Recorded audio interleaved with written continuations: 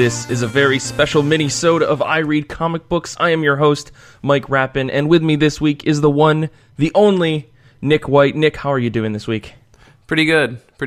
Minor correction, I'm definitely not the only. Last time I checked, I think I have the 8th most common first name in the U.S. and the 5th most common last name in the U.S., so... Oh, right. There's definitely more than one of me. The one of many, Nick White, then. The one from one of many, yeah. Mm-hmm. Okay. It doesn't really have a ring that way, but that's fine. So this is something that I've been talking about in all of our emails and all of our whatever that we do in internal communication about the show. You and I have about a dozen minisodes to record, and this is one of those minisodes. So to start, what are we talking about this week? We are talking about the series Grass Kings from Boom Comics. It's written by Matt Kindt. It's drawn by Tyler Jenkins. And the colors are by Hilary Jenkins, even though I don't think she's credited as such in the early issues. And I'm not certain if that's because initially he was doing them at that point, or she just wasn't being credited. Interesting. Yeah. That I totally didn't know that. I mean, because I had read Snowblind for the Goodreads read that we had done a while back, and I thought that Tyler Jenkins had done all of the colors, or maybe I'm wrong. I think there was actually another person who did the colors on that book too, which is really interesting to think. I mean, I just to get right into this, full spoilers for Grass Kings. The first arc, at least, that's issues 1 through 6, which is totally different than what it says on the actual Boom website. Issues 1 through 6 is the first arc, even though in the solicits or the synopsis for the issues, issue 5 is considered the last issue of the arc, given how issue 6 opens up, or at least that's how the synopsis for issue 6 reads. Anyways. Then when you get to the end of issue 6, I don't know if you noticed this, in the very last panel, it says end arc. Yeah, I did pick that up. So whatever, weird synopsis problems happened, I guess, at Boom. But one thing I to go back to what I was trying to say, Tyler Jenkins, it's actually surprising that someone else does his color work for this book, because how do you do just the pencils and have someone else watercolor over it? That just blows my mind. Anyways, so sorry, before we get way too far ahead of ourselves, what is Grass Kings? What's it all about? Why did you want to talk about it for this minisode? It's kind of a difficult book to talk about, because I think in a lot of ways it sort of is about a lot of things, and then yet on the surface it doesn't seem like it's about much. Which seems like a weird blanket statement to me. Yeah.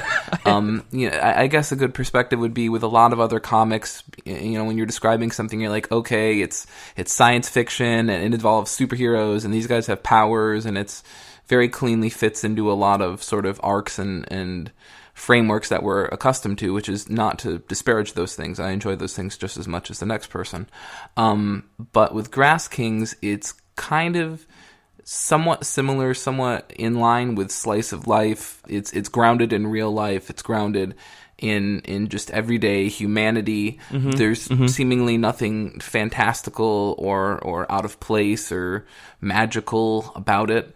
But it's also not Slice of Life in the quirky way of, oh no, I forgot my paper that's due in 4 hours for AP Bio. It's more like, help me hide a body before the local cops show up. So, right. I mean, in that sense, it feels like a modern mystery novel, right?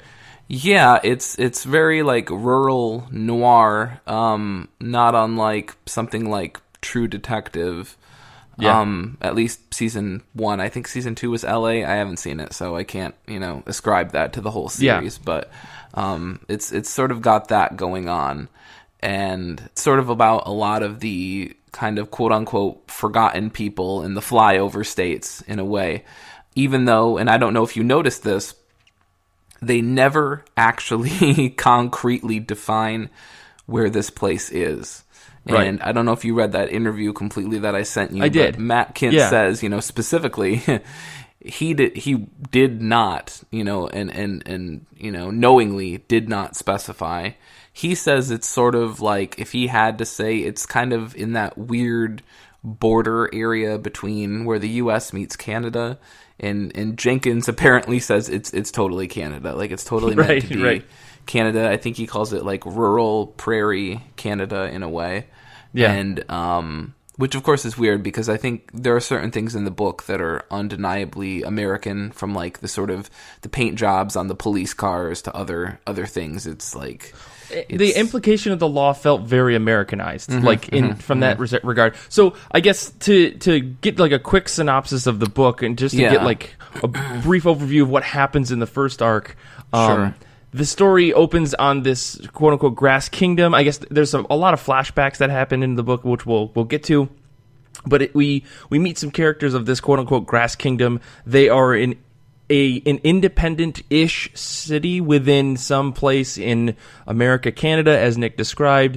And they kind of live on their own, and they have for a long time, and they like really hold that really pridefully, and they have run-ins with the law. There was a murder in the past, or the king, quote-unquote king's daughter, she disappeared in the past. So there's a lot of like threads going on with mystery that happens, and a lot of like characters that are there for a specific reason. What that reason is, we don't know completely in the first arc, but things start to unravel as the story goes on. Would you think did I miss anything in that?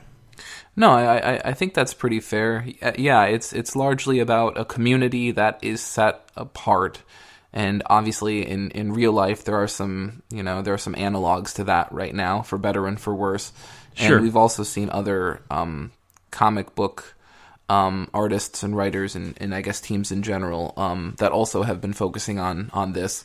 Brian Wood's Briggs Land would perhaps maybe even be considered maybe the other side of the coin in some ways.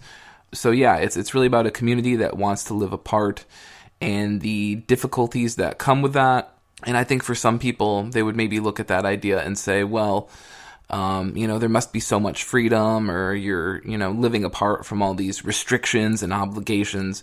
And I think this book does a very good job of saying that when you want to live apart, there are not only things that you gain, but there are almost certainly things that you give up. Right. Yeah, and I think that's keenly reflected upon with the younger characters in the story. Oh, definitely. Like they very much talk about the things that they don't have. Like, for instance, they don't have a movie theater in their little town. They don't have, access to the internet. They don't have access to things that we really take for granted in this modern day. Of having cell phones and having the internet, having the ability to call someone without a landline.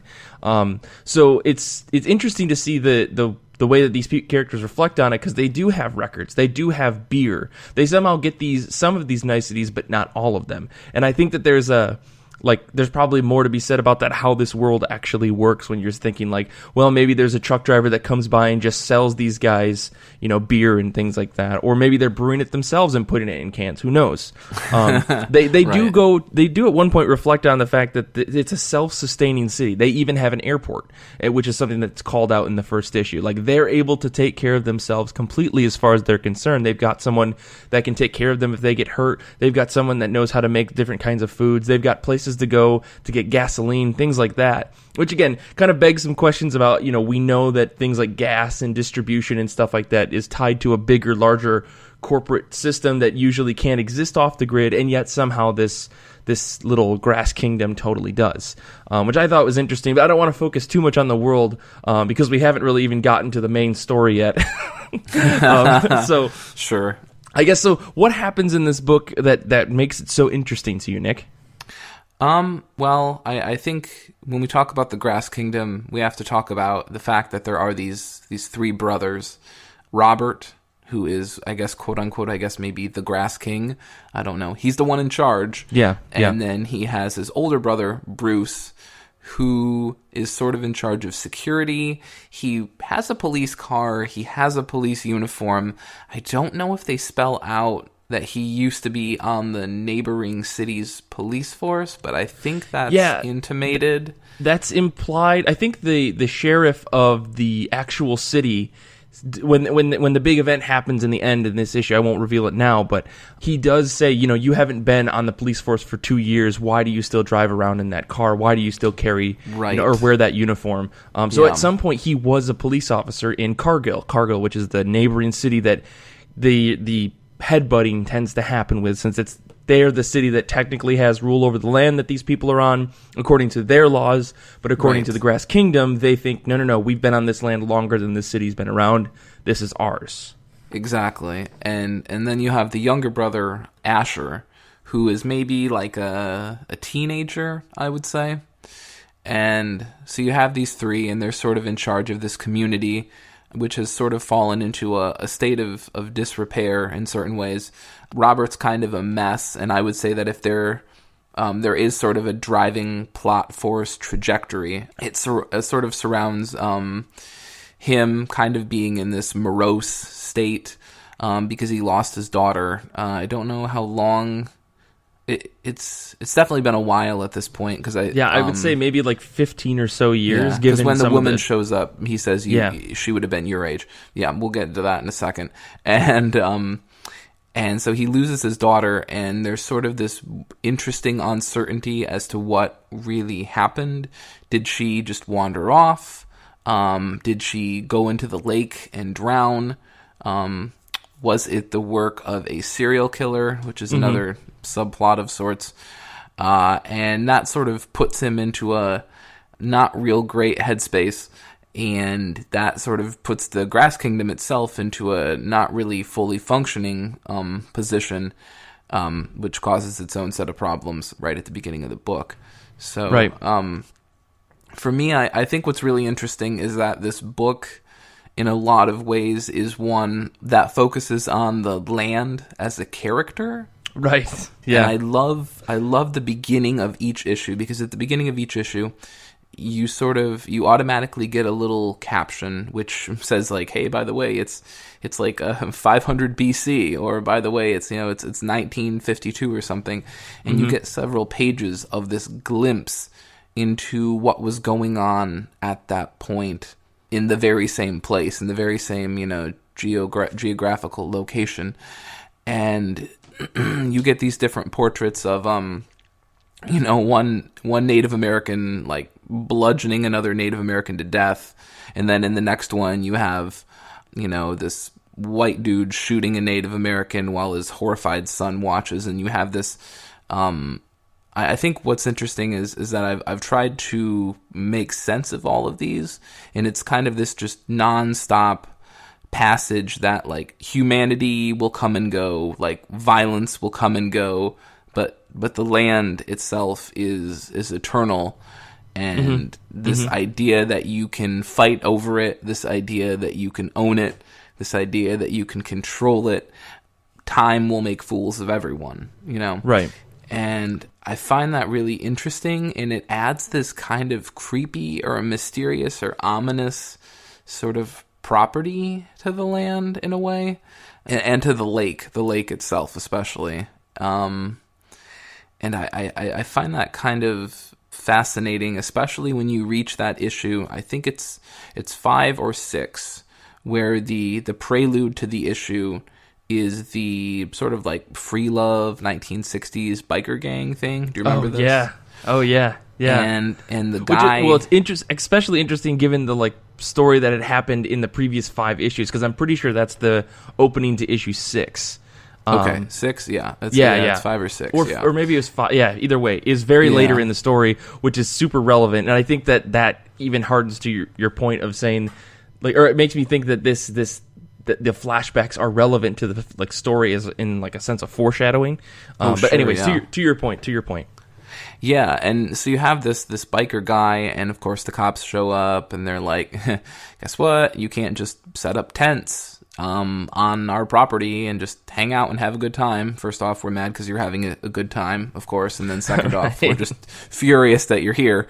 And so a fight breaks out, and this biker dude gets slammed to the ground, and you see the blood trickling out of his mouth and leaking into the ground, and then you have this fascinating, just morbidly, like you can't look away, cross section of like all of the striations of the dirt and the soil as it goes down from the topsoil, and buried underneath all these layers are all these weapons and tools of violence and malevolence from all of those previous prefacing sections of the previous issues.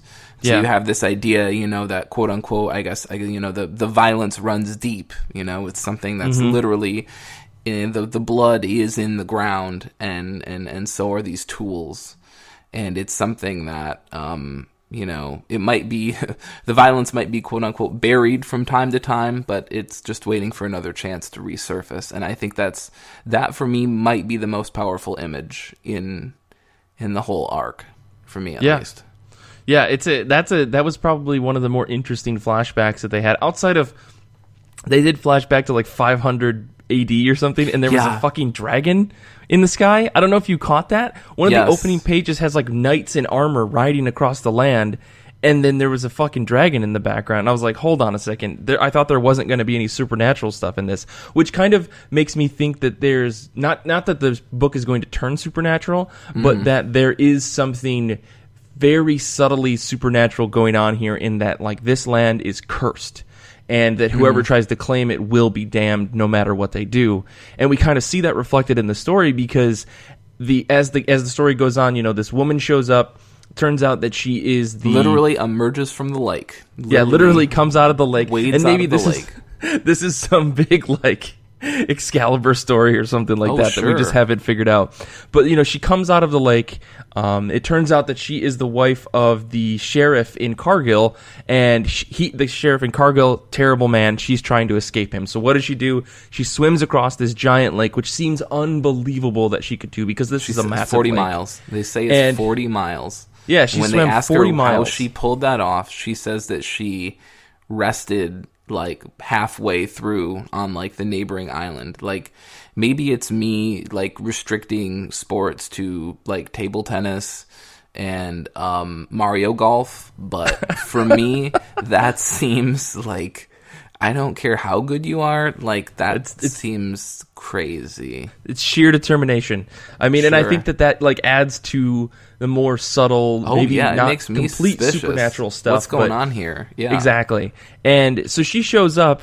Turns out the sheriff is a super bad guy, and one thing leads to another. The sheriff figures she escaped, and he's gonna go find her. She must be in the Grass Kingdom, so he sends somebody there. They kill that guy, and then they have to cover up a murder, which leads to a whole big war. And I'm very much summarizing this because I think you should really go read this book. It's a really solid book. I don't want to completely spoil all the intricate details, but still, like the whole thing builds up, and meanwhile, each issue we're getting a little bit of foreshadowing in these flashbacks about things that are coming in the current issue, to the point where there's a giant bomb that goes off, and the foreshadowing piece, I believe, is the flashback I was talking about with the dragon in the background, like some unbelievable the dragon's clearly thing. an analog for the airplane. Yeah, absolutely. It's a beautiful Tyler Jenkins' art, and I'm assuming his wife's colors on this, unbelievable tying those two moments together. I think the way that they've tied the flashbacks into the actual story is seamless every single time.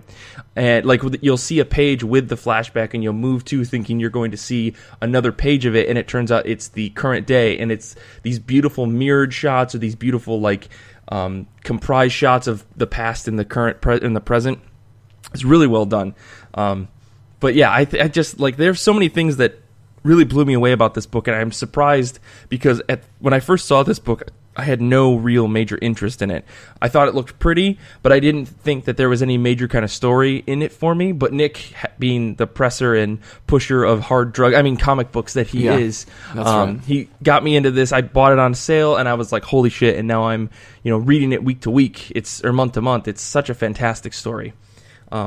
I could say that, like, if you like a good mystery story, I think this is a fantastic one, because the way that this arc wraps up, tying back some very well placed pieces of or clues, I guess, early in the story about this serial killer, and leading that into the second arc, I think is a fantastic way to do things. And I think I can say that without really spoiling anything too much about this book. Even though I said full spoilers, I do want to leave a little bit of mystery and action stuff for people to go actually read this book, Yeah, no, I think that's a good way of putting it. One of the things I really like about Jenkins' art is that you don't always get a real spectrum of texture and sort of, I guess, color density, if there's a way of putting it, with watercolors. And I feel like... Oh, sure. With Jenkins, you have this real blotchy, sloppy messiness that almost kind of echoes, I believe, Matt Wilson's colors on Witches. Oh, yeah. And I can totally see some see of that. even though that wasn't watercolor. I think that was just digital, but with the idea of an aesthetic that apes watercolor anyway. Yeah. But with Jenkins, you have this whole sort of spectrum, and things can get blotchy and messy when they need to, and things can get a lot more, coloring within the lines and defined at certain points. And if you look, what I like the most are when you look at Robert's flashbacks. I don't know if you noticed this. You probably did. I was going to mention the comics, flashbacks. so you noticed this.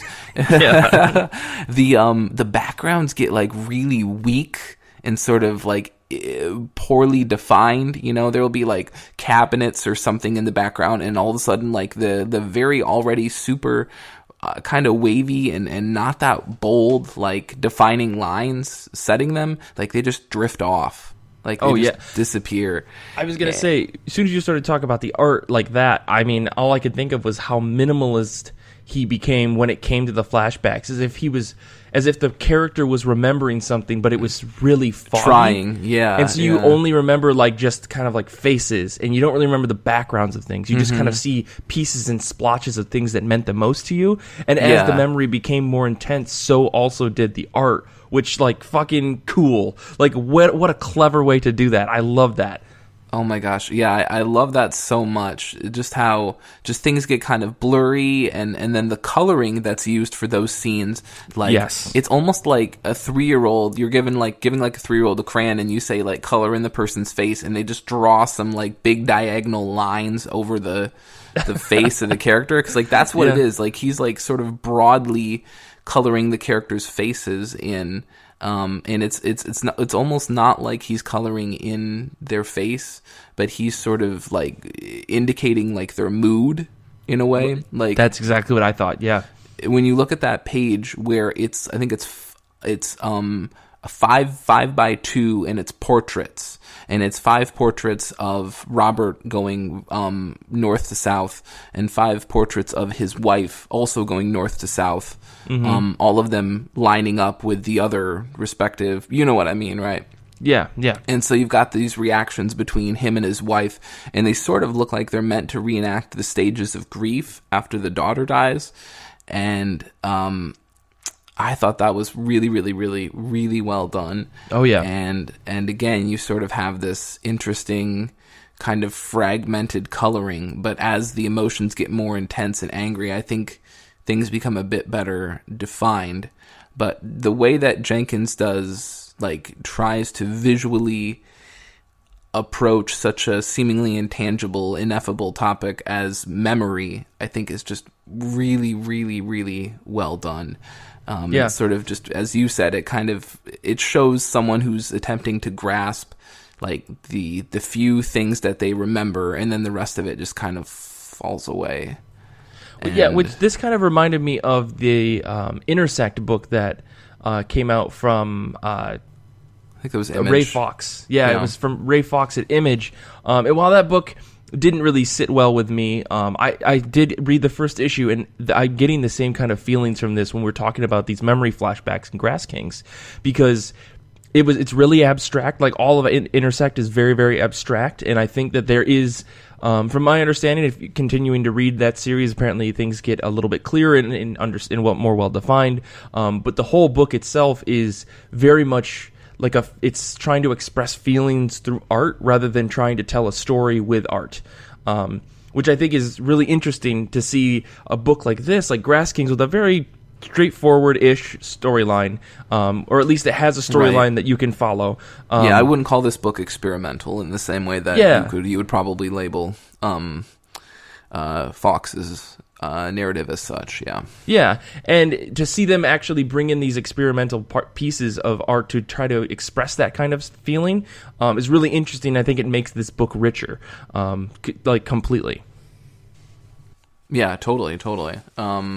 I'm just also really glad, because I think this is a pretty good step for Boom away from what they were doing, and maybe embracing a little bit more diversity in terms of the titles that they publish. And yes, a lot of what they have is more for younger kids, and yes, some of it is franchises, and again, neither of those things are wrong or bad. It's totally fine. Kids need to be reading comics. This stuff is age appropriate. I don't think they're franchise whoring all over the place like other publishers do or used to.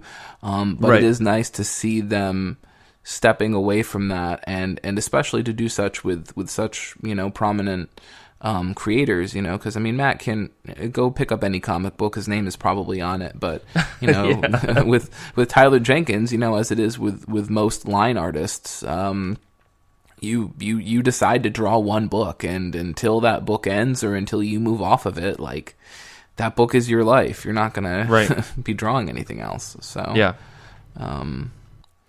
I think, as is the case for a lot of other books, it is true that the second arc does tend to slow things down a bit, and it goes into more of character pieces about some of these people. But I think what's really interesting is that, having reread the first arc again recently, that only pushed my interest in the second arc even more, because I forgot how much these characters were actually already there. Like, you sort of flash back and forth between them a bit, but in the first arc, but they're still there, and it's not like my memory, which was like, oh, I don't know, maybe we saw this guy once and now it's a whole issue about him. I don't know how I feel about that. But you see these characters, especially like for example in the lead up to the battle, where you see Robert and Bruce going around town, and it's really interesting because you get these little glimpses into these people, and you just get like a photograph, more or less, this one static image of them. What are they doing? Where do they live? What does their home look like? What can you extrapolate from that? And these singular images of them in a certain time and place doing a certain thing, there's so much information to parse even from those. Yeah, well, and especially because a lot of them we had seen in like a couple of other brief glances, where we get a one-off line from them, or we get them to say, hey, Jim, or whatever their name is, and you get to take them in, then you get a first impression real quick, and then to see this follow-up as they go through the town and catch up with everyone to say, hey, this big fight's going to happen, do what you're going to do, and seeing their decisions after that is really cool, to try to like build these characters without spending a ton of time on them. And I think I think that's a very clever way to write in a full cast of characters without being super focal on them and doing like a whole mini story about them. Yeah, honestly, Matt Kindt's first issue is a very interesting masterclass approach to how do I try to front load this series with a whole bunch of locations, a whole bunch of characters, without making it feel tacked on. And so this idea that this information is distributed as kind of an informal tour to the individual who's trespassing in the first issue, and he's basically getting a quote-unquote guided tour from the back of a locked police car, with the bars and the everything set up, was really creative. And I think that was probably one of my more favorite things that sort of came out of it. Is I'm like, wow, you actually kind of snuck all of this in and found a way to introduce all of these characters and whatnot, and not spend too much time on them, but at least introduce them so down the line we can go, okay, this isn't like some Deus Ex Machina character or something. We've seen this person before. So. Yeah, I really appreciated that the second time I read through this series, because I had read the first 4 issues and then kind of stopped. Then I said that, hey, let's do the, you said, let's do this minisode, and I was like, okay, cool, and I reread, 1 through 4, and then 5 and 6, and being so caught up and having reread them all, like, really, really helped. Like, this is almost a book I could probably read a third time and pick up even more minor details as I read more and more of the book. I think there's only, a lot of books do this, but someone like Kindt, I think, does this in a very skillful way, where when you do go back and reread, you catch a lot more detail every time, and you appreciate it more and more every time you read it. Totally. And I don't think there's a lot of comic books that are like that, with the exception of, something like Chew or That's about it. I think it's just Chew. I think that does it. Chew's the only one. No, I mean, there's a lot of other books that are like that, but I think, but it's not everybody. Yeah, it's not every single comic, and so it's like a good novel. And I keep comparing this to like novels because I think that this is at that same level of like, you get someone really into this series if it was completely out, and to say, okay, here's 4 volumes, and they get really into it and want to reread it, and it sits in this spectrum of being a comic book, but also being like, I feel like I could give this to someone who likes a good murder mystery, and even if they didn't read comic books before, this would still fit well because of like the pacing and the characters and just the realistic feel that this whole book has. Yeah, no, there's definitely a real subsection of either A, potential readers, or B, current comic book readers, that are very much, for better or for worse, everything they need to read has got to be quote unquote grounded.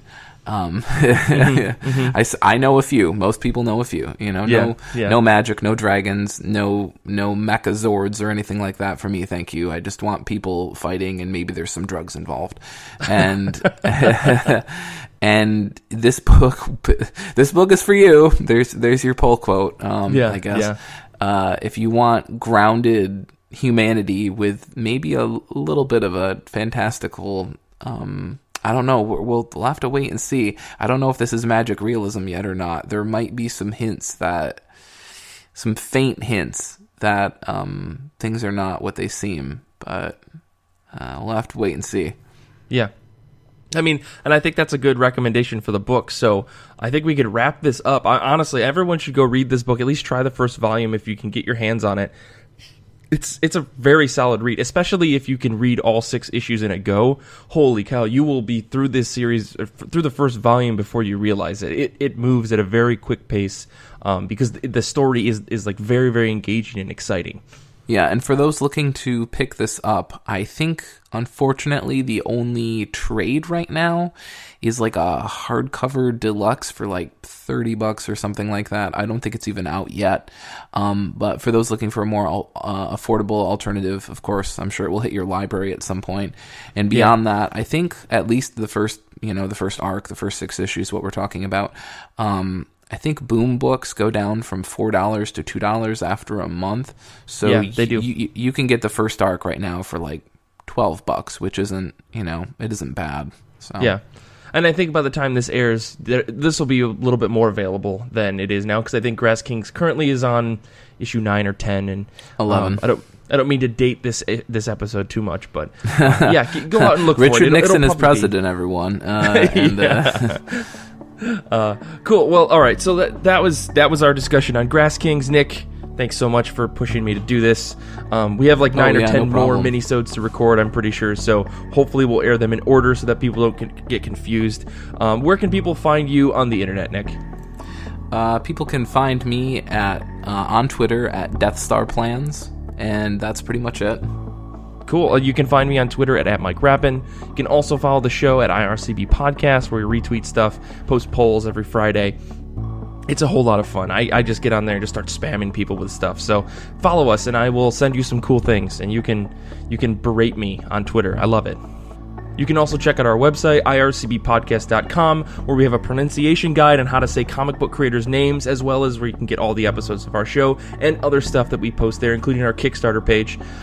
Make sure to go rate and subscribe to the show, tell your friends, do all that fun stuff. Send us emails. We love talking to people. Send us questions. We've got Q&A episodes that we do once a quarter during the year, so we're going to be answering people's questions.